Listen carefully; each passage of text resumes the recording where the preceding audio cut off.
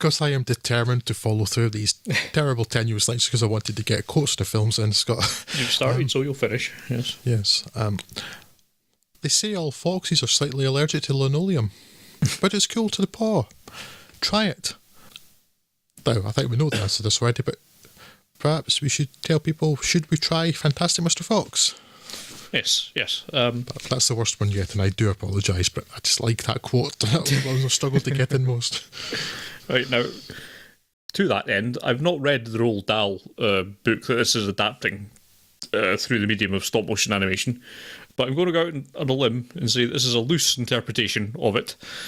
Mr. Fox, voiced by George Clooney, settles down to a quiet life as a newspaper columnist after discovering that his wife, Mrs. Fox, voiced by Meryl Streep, is pregnant, giving up a wild life of chicken rustling from evil British farmers.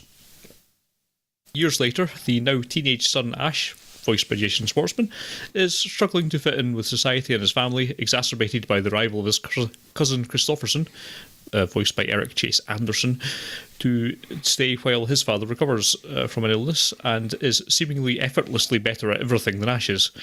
Perhaps relatedly, Mr. Fox undergoes something of a midlife crisis and attempts to recapture his glory days by robbing some chickens from the farms of the evilest British farmers of them all, August Bunsen Bean, voiced by Robin Hurlstone, Hugo Guinness, and, most importantly, Michael Gambon. Their response is swift and entirely asymmetrical, with Bean in particular out for the blood of Mr. Fox, his family, and every other woodland creature in a 10-mile radius, most of whom are also voiced by actors we've already mentioned in previous works, and a good few of which are in roles so small it must surely speak to Anderson's likability as a director if you're going to come back for this meagre outing.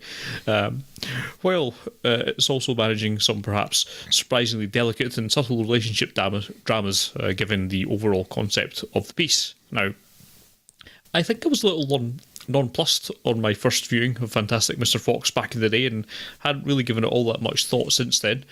I think in the week since rewatching it, I've thought about it pretty much every day, perhaps mainly to work out what the hell was wrong with me at the time.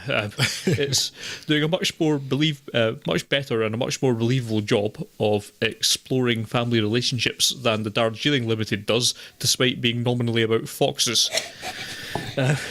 So yes, it's very funny, and I think it does as good a job of being entertaining for the kids and adults as anything I can think of, although this is largely based on my inner child rather than any reports from actual children. And it has a absolutely gorgeous visual style that's, well, only not unique because I Love Dogs is a thing now. Absolutely one of Anderson's best. Now, like I say, I've not read the original, but I mean, if it's a typical Dahl thing, then Dahl stories tend to have a bit of an edge to it, a bit more of a meanness to it, and I don't really get a lot of that from this. It's hinted at and implied that the farmers are very evil. We're told it a number of times, but they don't really do all that much to be, disturbingly evil. They're certainly very committed, but in terms of moustache twirling or being something like actually dark, no, not so much. And I don't know if that was something that's just been adapted out by choice or if it's a byproduct of what's actually in that work. I don't know. But all I can say is that it's resulted in a really great, really enjoyable film, and just absolutely terrific looking and deeply funny. It's really great. I don't know what I could possibly pick holes in this film for, so I'm not going to. It's just really good. I was similar to you. I think I wouldn't have gone quite so far as nonplussed, but I thought the first time I watched Fantastic Mr. Fox, which I suspect I probably saw with you. You would think so, yeah. It was okay, And again, I watched it again a couple of years ago, and I thought, wait, this is brilliant. What was I thinking? Yeah. And having watched it again for this third time just a couple of days ago in preparation for this podcast, I'm like, yep, I definitely agree with second viewing Drew, not first viewing Drew, because this is great. As I mentioned a few moments ago, this feels like the most obvious style of filmmaking for Wes Anderson's style and aesthetic.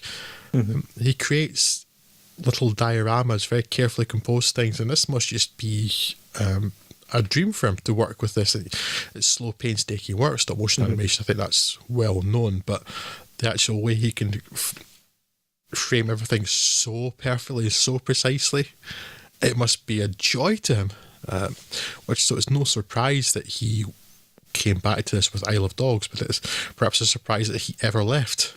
I would be surprised that if it's just the sheer amount of time that stop motion animation requires might be the reason he returned to live action, because it just feels such a perfect fit for him. Yeah. It is, yes, it's touching and charming and funny and looks beautiful, and there's pretty much nothing negative to say about this. I have read Fantastic Mr. Fox, or at least I recall having it been read to me.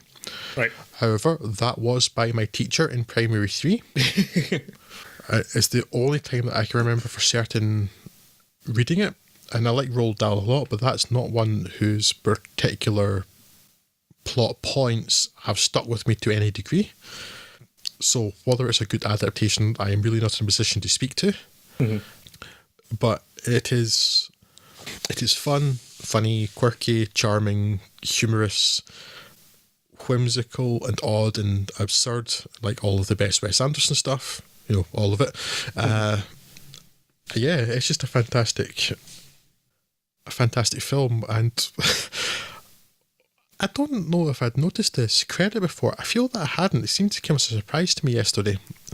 But there's a point where Michael Gambon's farmer's assistant is like sitting at like a campfire, basically singing a wee song. And I was like, this is quite a jaunty wee melody, and I'm like, that voice is kind of familiar, but I couldn't place it. And it turns out to have been Jarvis Cocker. Yeah. You wrote a bad song, Petey. That was news to me, actually. Look at it, yeah. I was not expecting that. Yeah, and it has some of the things that have been in quite a few Wes Anderson films. That it's something that has really appealed to me too. I think because it has such comic potential, and he often manages to maximise that potential of having, if not unrelated, but sort of maybe slightly tangential things happening in background shots. Yeah. And this is another film of his that has that too. And I don't know why. I think it's because it is sort of separate from the action. You have this like dramatic irony of the characters not knowing what's happening, but the audience do. And I just find that sort of stuff so often very funny. Wes Anderson does it really well. And I don't know if it's just to do with this film, or maybe it's coming on from it being George Clooney that's delivering the line, but I remember how amused I was in Oh Brother Where Art Thou by George Clooney's constant repetition of stuff. Yeah. And again, it's coming from the writing, but I don't know, maybe his delivery helps as well. It's in that film, he was always talking about his hair, and we're in a tight spot, and I'm a dapper damn man, damn it. And in this, he's always talking about bandit hats, which just for some reason really, really tickles me. And this film's full of stuff like that, just kind of wee things. His whistle, the bandit hats, all the kind of running jokes and things, and with Kylie the possum's eyes. Yeah. It's just a rich film. It looks so beautiful. It's so wonderfully animated. And yeah, I love this film. It's great. That's all I have to say. It is wonderful. Yes. I concur. We have reached concord in this discussion. Despite it being out of service for a few years now. Yes. It's a disappointing trip. Yes, I'm on good stroke terrible form tonight, depending on your point of view. The best of forms was the worst of forms.